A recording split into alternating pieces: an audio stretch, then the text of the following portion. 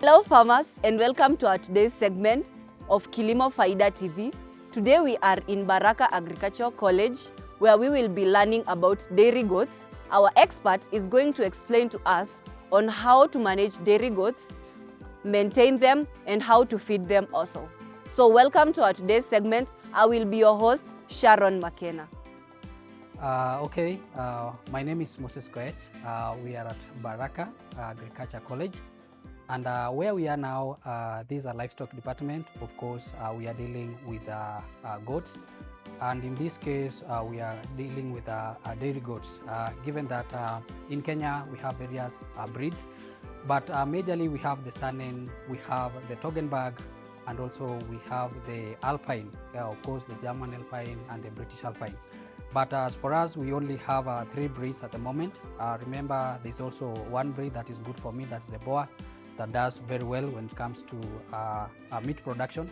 But currently, we are going to discuss much about the goats and how to keep them and how well we can grow them in terms of economically.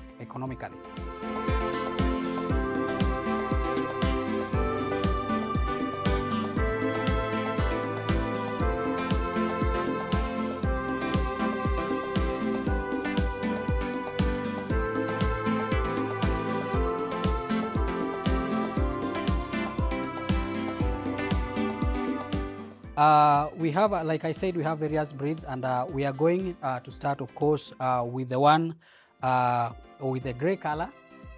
That at the far end, that's the Toggenburg. We have the Toggenburg, and also we have the Alpine, of course, with the brown color and the black backline, and also we have the white one, that is the Saanen. Of course, all these breeds are suitable at various or are adapted to various regions, given that especially the Saanen does well in highlands, and also the Alpine does well in lowlands. But given that we want to study and know which one as a farmer can you keep at a given regions, so that's why we keep them. We keep both the breeds, both dairy breeds, for the purpose of learning and also to study them so that we can know which one will suit a certain farmer at a given place. Of course, with the milk production will vary, given that with the Saanen, the white one in color, will produce much milk compared to the other 2. And then the second one, of course, will be the Toggenburg, followed last but not least by the British Alpine. Of course, under good management, they'll also give you quite good production. When I say good management, of course, I mean in terms of nutrition, in terms of feeding, in terms of shelter. As you can see, we have got good shelter where these animals can rest, of course, after being fed very well. As you can see, they are feeding now on vines. Economically, these breeds or the goat farming is a very viable enterprise, because again, you can use a small area to have quite a good number of goats, given that they only take a small space and also will take only a few kgs of feeds. For example, they'll take up to 4 kgs of given feed. For example, if you have Napier, chopped Napier, of course, if you have let's say sweet potato vines that are good in fodder. So of course, water must be availed, because as you milk, of course, these animals, they require water. Not forgetting the mineral salts, of course, they should be availed as possible, as as readily available for these breeds. So with that, of course, you can get the best from these goats, because automatically you have done your best in terms of management, in terms of feeding, providing the shelter, and also supplementation. When I talk of supplementation, I mean that, for example, when you provide fodder to these animals. For example, you are provided with sweet potato vines. You cannot actually know the amount of crude protein that these sweet potato vines carry, and therefore it is good as a farmer to supplement these animals maybe with a little amount of cereals, so that it can give you, or it can provide the animals with the required nutrients in terms of energy, in terms of proteins, and all things that these goats will require.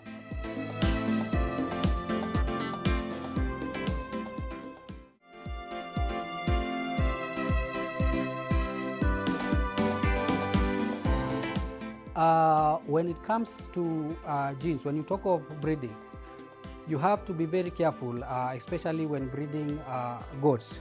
What we do is that we have, as from that side, we have the backs, and therefore we have every back for every breed. For example, we have the Saanen back, we have the Alpine, and also we have the Toggen back, to ensure that every breed that, for example, if it's an Alpine, of course, will mate with an Alpine breed.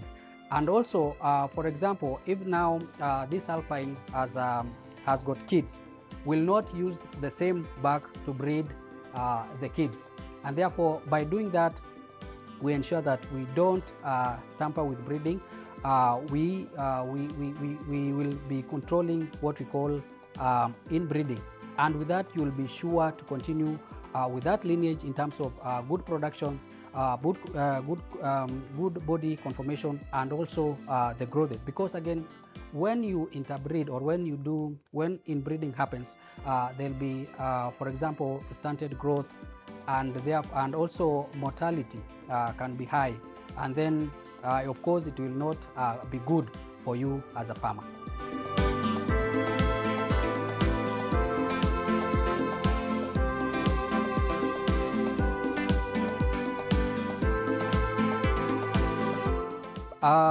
Yeah, when it comes to climate, remember that these goats, they need a warm area. Of course, every animal will want a place that will be comfortable to these animals.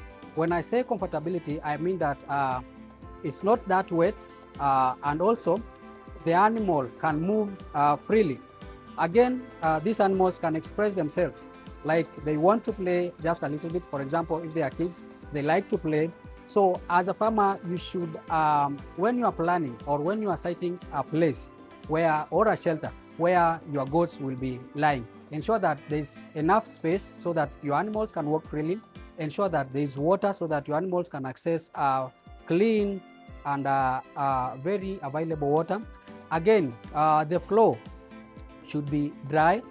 You can make it dry as much as possible. You can raise the floor, or again, as you can see the structure here, you can prepare a structure like this where it is made of wooden, so that the droppings or the urine will fall underground, and therefore when you are cleaning the room, it will be easier for you to clean, and the floor will always be dry and comfortable for these animals.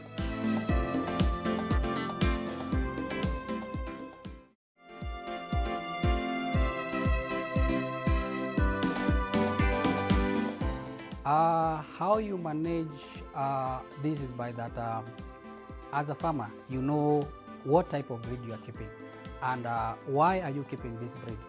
For example, if you are keeping, for example, this dairy goat, of course, with dairy goat will require milk, and therefore this goat cannot give you milk if it's not well supplemented. So how do I ensure that it is well supplemented?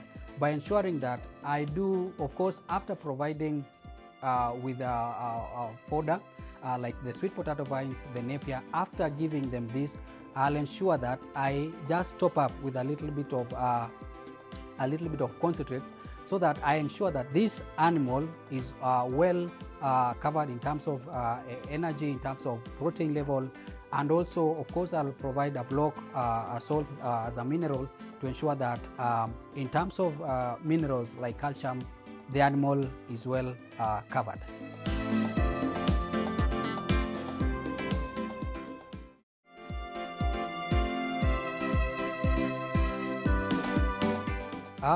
The diseases, much of it, of course, given that our area is much of cold, so most of the time, but rarely we experience pneumonia because of the cold and the changes of the of weather, especially with the kids. That's one of the major diseases.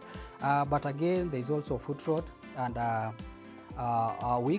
we always control that by ensuring that the floor where these animals are resting is always dry, and ensuring that, of course, the hooves are well trimmed so that they can't keep the dirt inside their hooves. Yeah, so those are the main challenges. Of course, there are various diseases like the ORIF, which affects, of course, once in a year, and once the animal is affected, of course, it will be affected only once in its own its lifetime, and therefore, with that only you can, of course, deal with the wounds, and then after the wounds are healed, then the goats will be fine.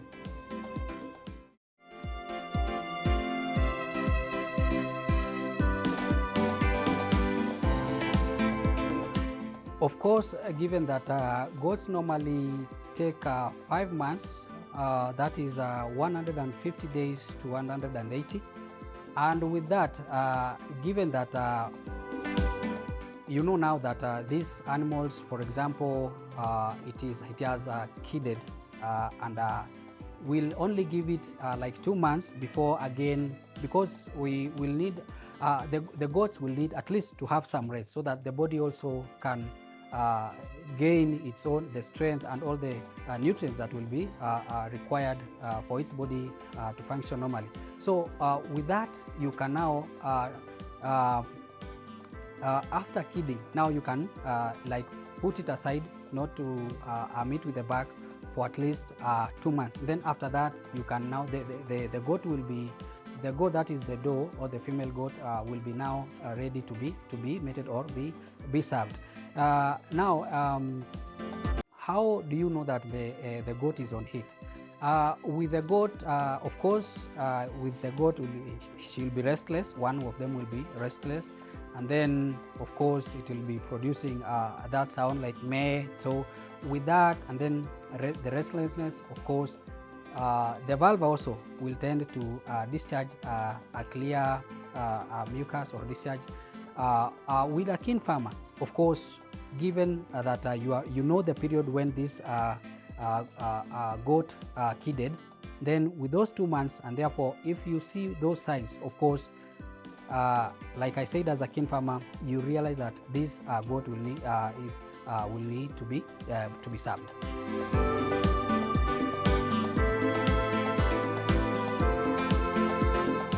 How to prevent mortality with the kids? I ensure that once after they are kidded, I'll ensure that I provide warmth for the goats, because like I said, pneumonia is much of the challenges. Again, after providing a good shelter, we have a special room where we can keep them. Of course, it will circle the mother, because, for example, if it has given twins, of course, you will not be milking the goat, because again, will be taking the feed from the kids, and therefore it is very important as a farmer, given that your goat has given twins, for the sake of those twins or for the growth rate of those twins to continue growing and healthy. So ensure that at least you leave the kids to suckle their mother. Again, what you do with the kids is ensure that you check them, of course, every now and then, because with them they can again take anything on the ground, and therefore ensure that the ground where they lie is always clean and also accessible in terms of ventilation, because again, when there is no enough ventilation, of course, it will bring other problems.